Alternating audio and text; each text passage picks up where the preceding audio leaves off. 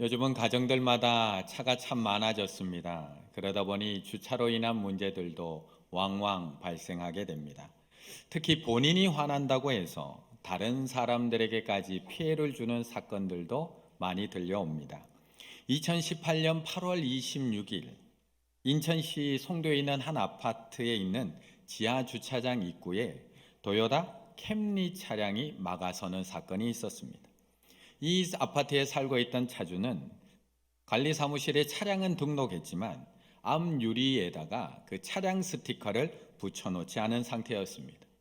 당연히 경비하시는 분은 이게 외부 차량인 줄을 알고 그 차량 유리에다가 불법 주차 딱지를 붙이게 됩니다.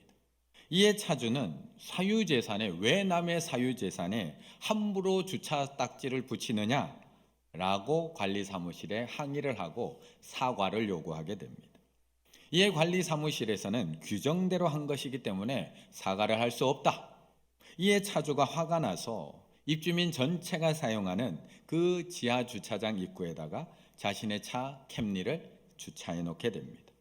그리고 이 일 때문에 무려 7시간 동안 그 안에 있던 지하 주차장에 있던 차들은 정문으로 나오지 못하고 후문으로 나오고 들어가야 되는 불편함을 겪게 됩니다.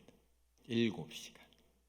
그런데 7시간은 양호했습니다. 작년 6월에는 인천 한 상가 건물 지하 주차장 입구에 불법 주차한 차량 한 대가 또 딱 하니 막아섰습니다.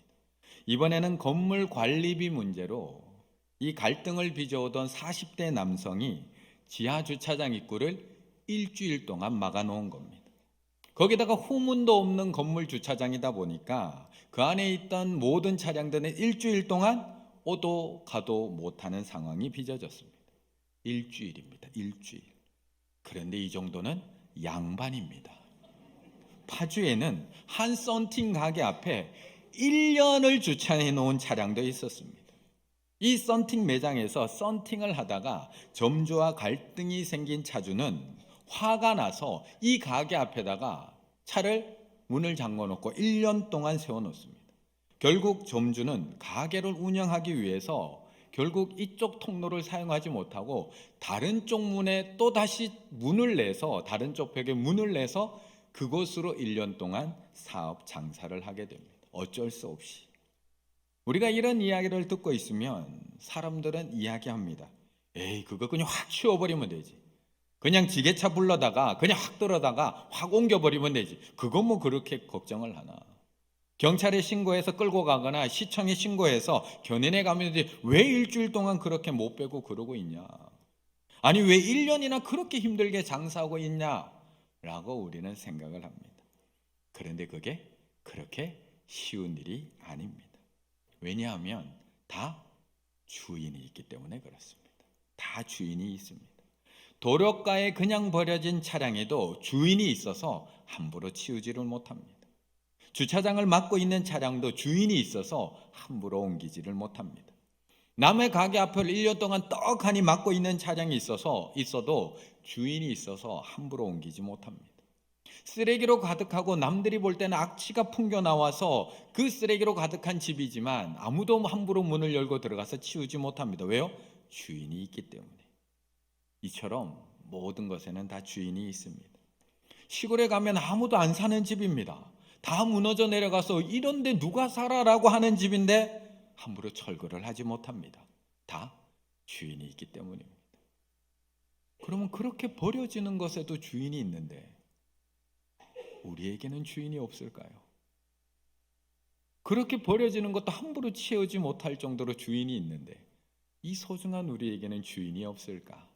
1절의 말씀 우리가 한번 같이 읽어보겠습니다. 1절입니다. 예수께서 비유로 그들에게 말씀하시되 한 사람이 포도원을 만들어 산 울타리로 두르고 즉 짜는 틀을 만들고 망대를 지어서 농부들에게 새로 주고 타국에 갔더니 아멘. 사실 오늘 이 본문은 이 대화는 바로 앞에 나오는 11장에서부터 시작되는 대화입니다. 예수님께서 예루살렘에 들어가서 예루살렘 성전에 들어가셨는데 그곳에서 매매하는 자들, 돈을 바꾸는 환장상들, 비둘기와 같은 재물을 속여서 파는 장사꾼들이 그곳에 가득 앉아 있는 겁니다. 그것을 본 예수님 어떻게 하셨는지 우리는 너무나 잘 알고 있습니다.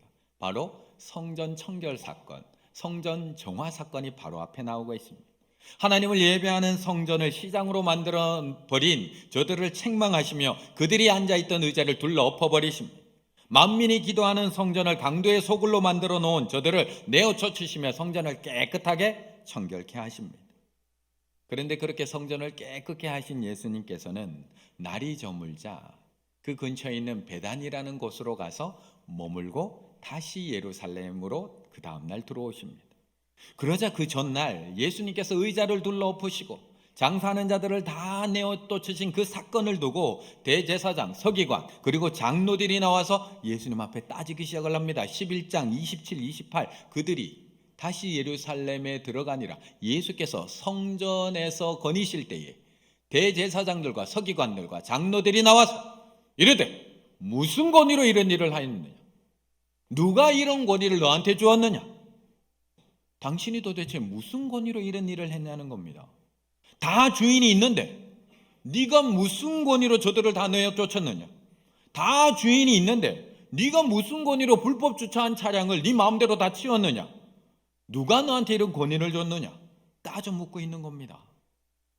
그러자 처음에는 난 너희들에게 대답해 주지 않아 라고 하셨던 예수님이 12장에 들어가며 오늘 이 포도원 품꾼 비유로 누가 이 성전의 주인인지, 누가 너희들의 삶의 주인인지에 대해서 말씀해 주고 있는 겁니다. 1절 예수께서 비유로 그들에게 말씀하시되 한 사람이 포도원을 만들어 산 울타리로 두르고 즙자는 틀을 만들고 망대를 지어서 농부들에게 새로 주고 타국에 갔다니.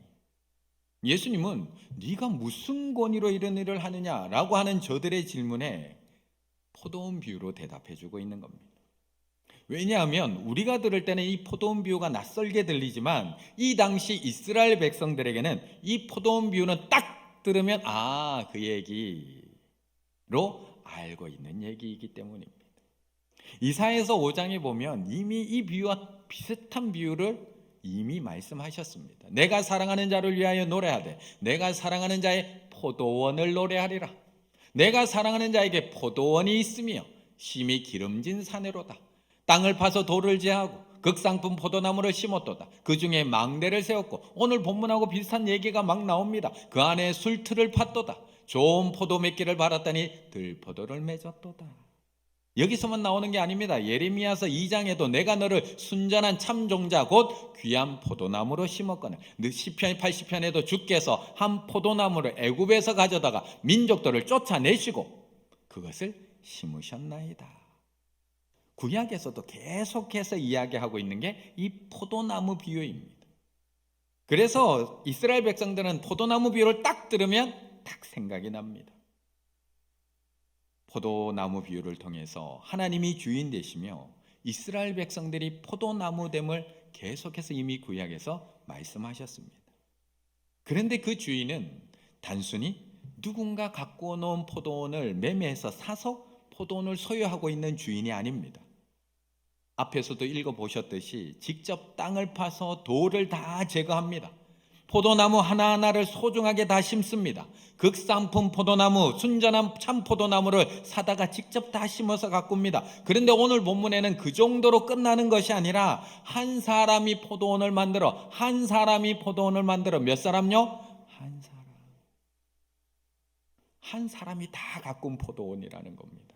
직접 산 울타리로 두르고 즙자는 틀을 만들고 망대를 지어서 예쁘게 갖고 놓은 주인이라는 겁니다. 얼마나 정성스럽게 모든 시설을 다 갖추어 놓고는 그 포도원을 세를 주고 농부에게 세를 주고 타고로 갔다는 겁니다. 그러면서 예수님은 이 비유를 통해서 말씀하고 있는 겁니다. 그렇다면 이 성전의 주인은 누구냐? 너희들이 지금 성전의 주인 행사하고 있지만 누가 이 성전의 주인이냐? 마치 너희들이 이 백성이 주인이고 마치 너희들이 이 성전의 주인인 것처럼 세금도 받고 장사도 하고 성전을 더럽히고 있지만 누가 이 성전의 주인이냐? 이거를 도리어 되묻고 있는 것입니다. 그런데 오늘 본문을 가만히 읽다 보면 창세기 1장 말씀이 우리의 말씀을 살짝 스쳐 지나갑니다. 하나님이 우리를 창조하시기 전에 하나님이 이 세상을 다 창조해 놓으십니다. 우리가 그 안에서 편안하게 살아갈 수 있도록 낮과 밤을 만들어 주시고, 땅과 바다를 만들어 주시고, 해, 달, 별을 만들어 주시고, 새와 물고기와 그 안의 짐승들을 다 만들어 주신 다음에 우리에게 잘 다스리라고 맡겨 주십니다. 그 창조주 하나님이 떠오르는 그 대목이기도 합니다. 그런데 오늘 주인은 농부에게 이 포도원을 맡기면서 그냥 맡기고 멀리 떠나간 것이 아니라 세를 주고 떠났다라고 말씀을 합니다. 매매를 해서 소유권을 완전히 넘겨주고 간 것이 아니라 소출 얼마를 해마다 세를 내도록 세를 주고 떠났다라고 말씀합니다. 왜 그랬던 것일까? 2절의 말씀을 같이 읽겠습니다. 2절입니다. 때가 이르매 농부들에게 포도원 소출 얼마를 받으려고 한 종을 보내니. 아멘. 예전에는 아이들에게 너는 꿈이 뭐야? 라고 물으면 아이들이 이렇게 대답을 했습니다. 대통령이요, 운동선수요, 과학자, 선생님, 경찰관, 가끔은 목사님도 있었습니다. 그런데 요즘 아이들은 꿈이 뭐야? 많이 달라졌습니다. 유튜버요, 프로게이머요, 가수요, 배우요, 의사요, 요리사요. 결론은 돈 많이 버는 직업이요. 돈 많이 벌어서 뭐 하려고? 최종적으로는 건물주요. 언제부턴가 조물주 위에 건물주라는 말이 들려옵니다.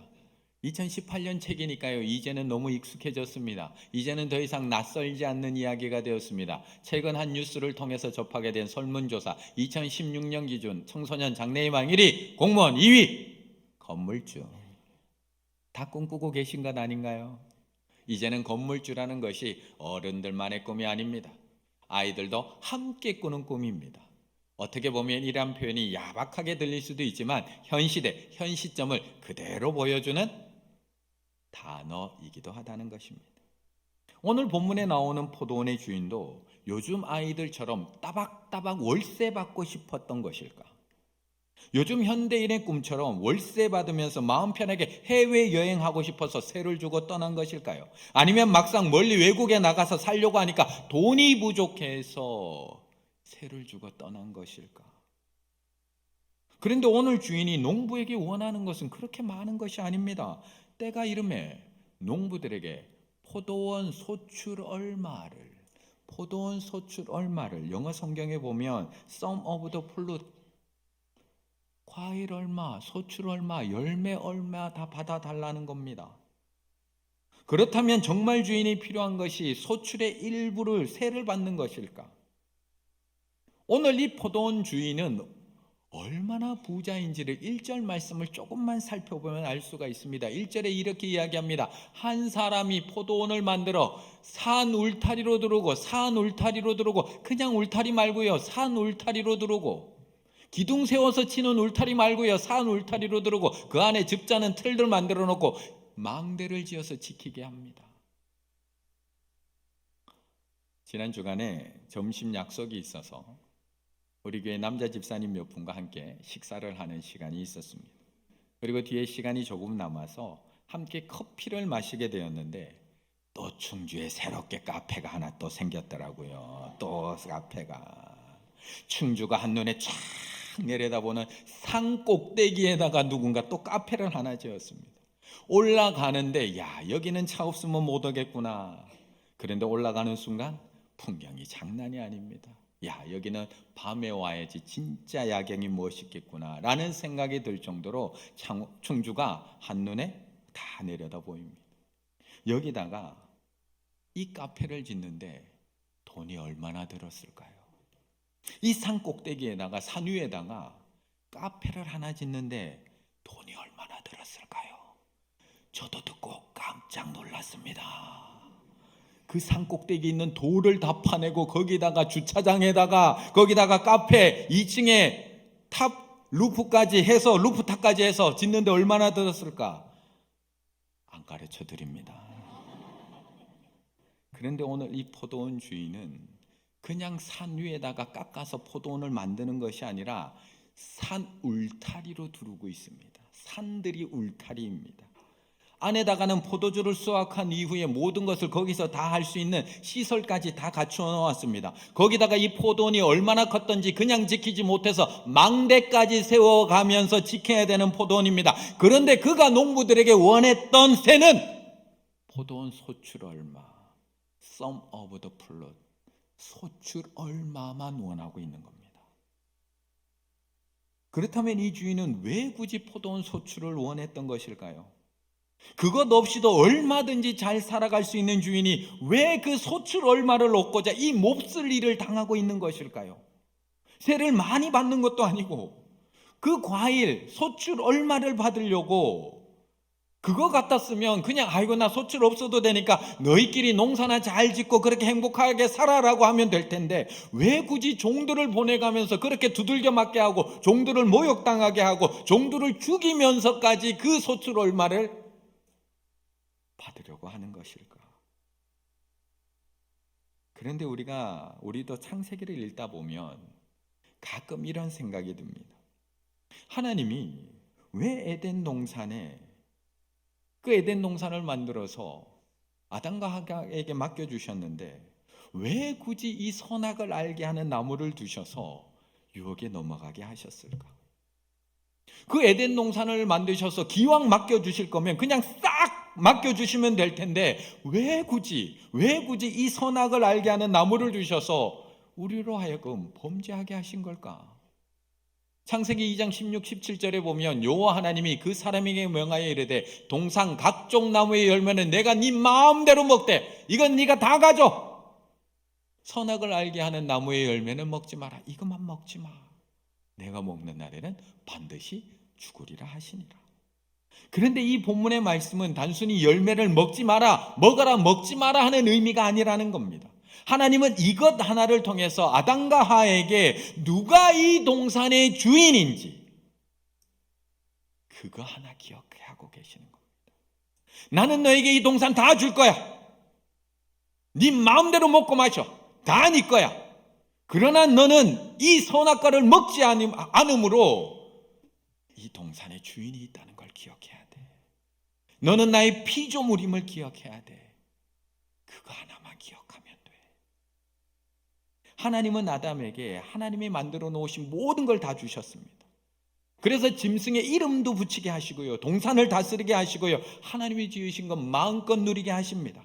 그러나 딱 하나만 잊지 말라는 겁니다. 하나님이 주인이라는 사실. 나는 청지기이고 하나님이 주인이라는 그 사실, 그거 하나만 잊지 마. 그것이 바로 선악과였던 겁니다. 그렇다면 오늘 농부들에게 세를 주고 떠나는 이 주인이 왜 굳이 이 포도원의 소출 얼마, 그 얼마를 받으려고 했던 것일까? 그것 없이도 얼마든지 잘 살아갈 수 있는 주인이 왜 굳이 종들을 보내서 소출 일부를 얻으려고 했던 것일까요? 내가 주인임을 잊지 말라는 겁니다. 주인이 따로 있음을 잊지 말라는 겁니다. 너희가 마음껏 농사짓고 그 안에서 풍성함을 누리고 소출로 배불리 먹고 마시며 살아가지만 너에게는 주인이 있어. 그걸 꼭 기억해. 이거 이야기하고 있는 겁니다. 그런데 우리는 그것마저도 드리고 싶지 않습니다. 그것마저도.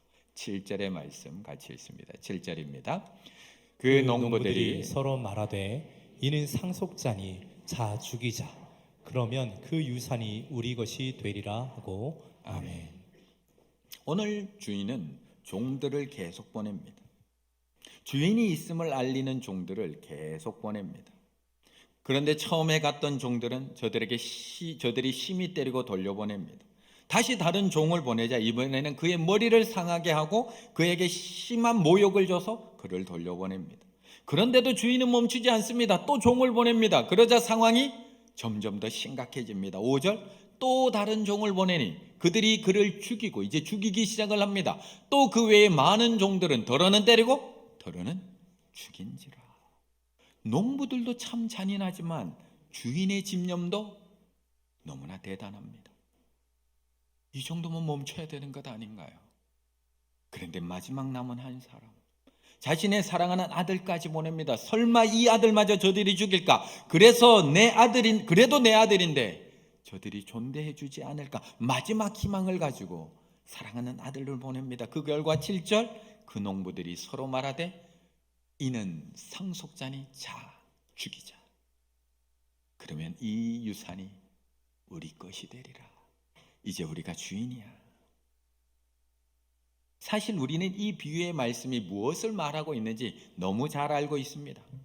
오늘 이 포도원 비유, 제가 앞에서도 말씀드렸듯이 예수님의 성전 청결 사건 이후 예수님께 무슨 권위로 이런 일을 하느냐 따지는 대제사장, 서기관, 장로들에게 해주는 답변이라는 것.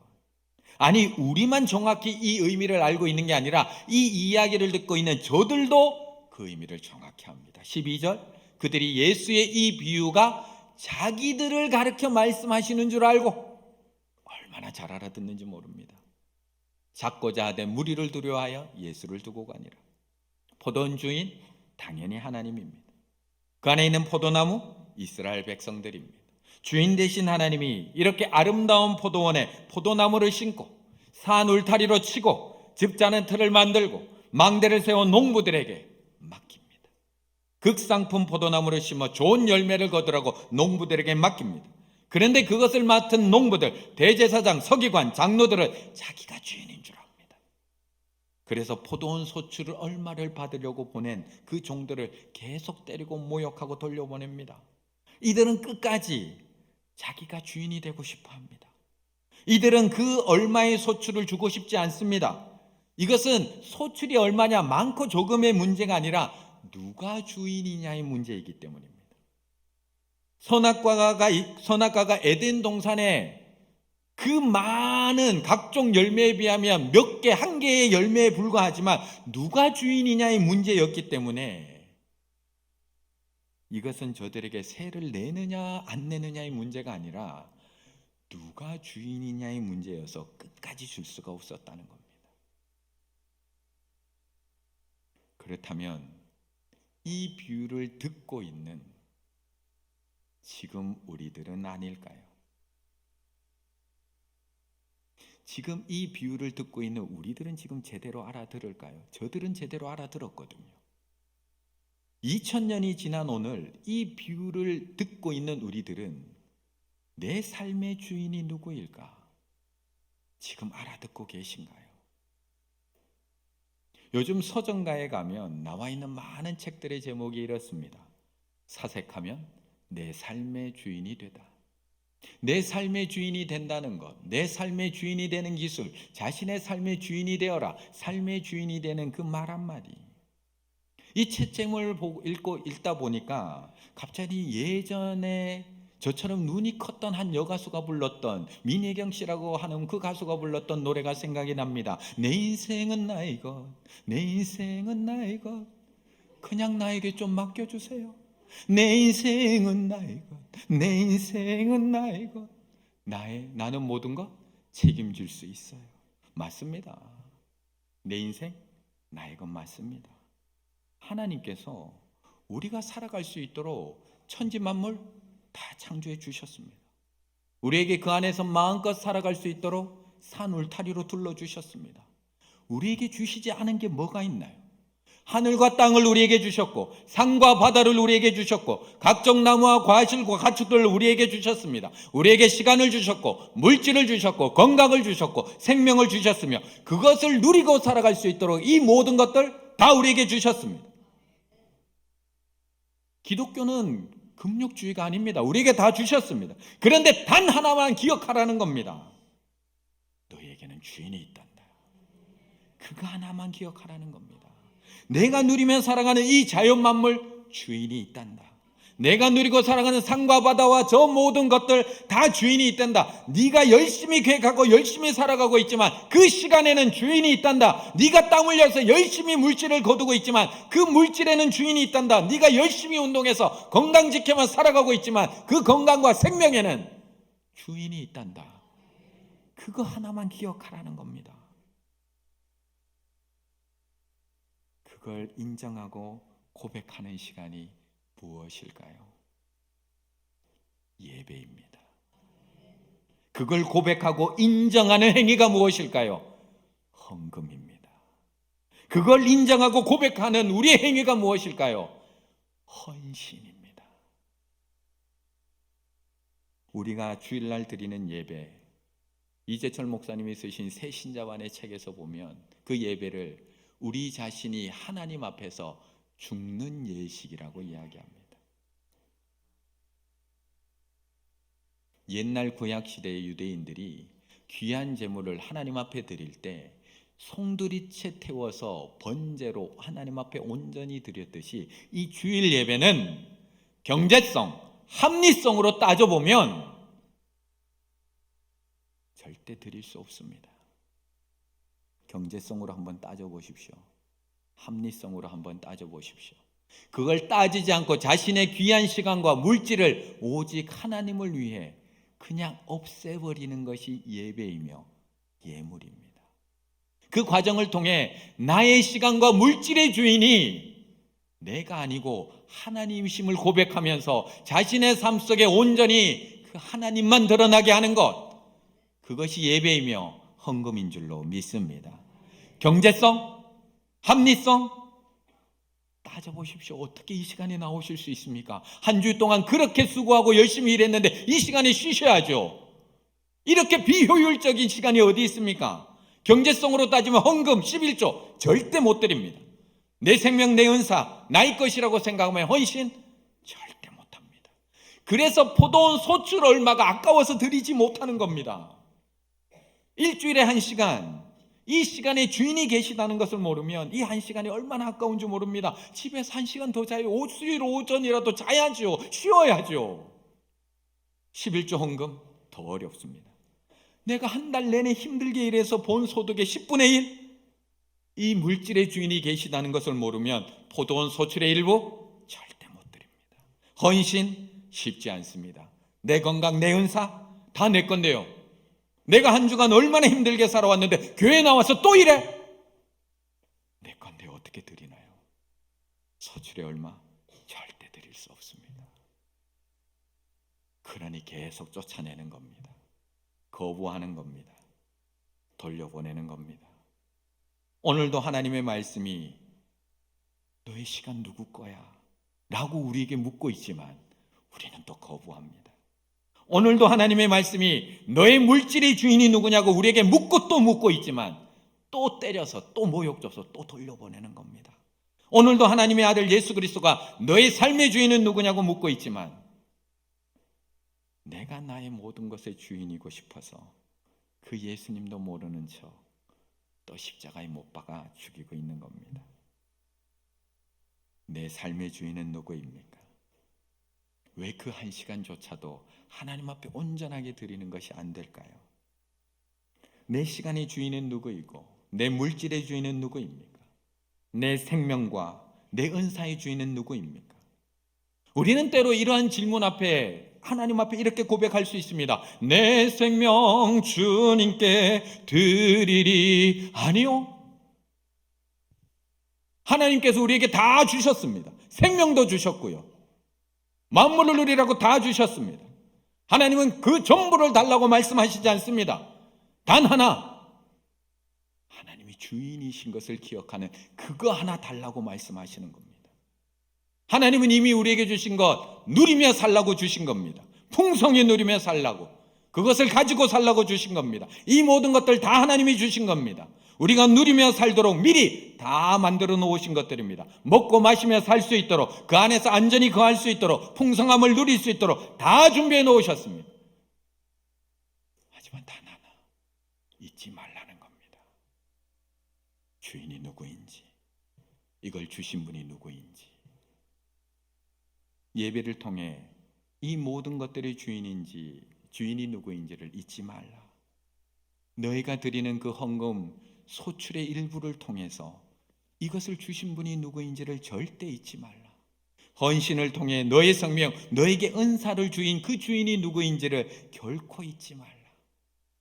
오늘 이 예배를 통해서 내 삶의 주인이 하나님이심을 기억하시고 이번 한 주간 살아갈 때 나의 주인 되신 하나님 앞에 전부 말고요, 가족들과 함께 예배 드릴 때 우리 가정을 주신 분이 누구인지 꼭 기억하시고 그 안에 감사 예물을 드리며 올 한 해 나에게 주실 그 주인이 누구신지 그것을 기억하시며 하나님 앞에 가장 귀한 것으로 드릴 수 있는 우리 충일의 가족들 다 되시기를 간절히 바라겠습니다.